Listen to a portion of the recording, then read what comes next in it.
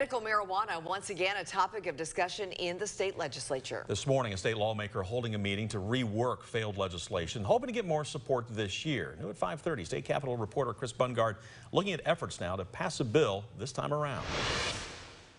A passionate push is on to pass medical cannabis up here this year, but just as passionate is the response from law enforcement. I understand your concerns, and a lot of what you're saying is coming out of frustration. You do not realize the murders and the homicides that we hear coming out of the western states over the wildcat farming of medical marijuana.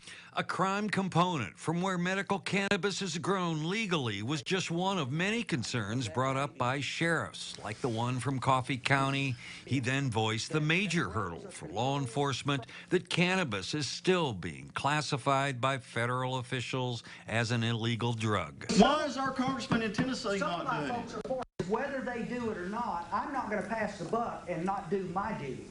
Those words came from an Alabama state lawmaker who was formerly a drug investigator and now a major supporter of passing medical cannabis in the neighboring state. On the recreational side, I don't want potheads running up and down the street, and I don't want it everywhere. But there are people who need it, who are suffering. The county sheriffs, the Alabama lawmaker, and other interested parties in medical marijuana were invited by conservative Republican Senator Janice Bowling, whose mind changed on the issue after hearing from constituents.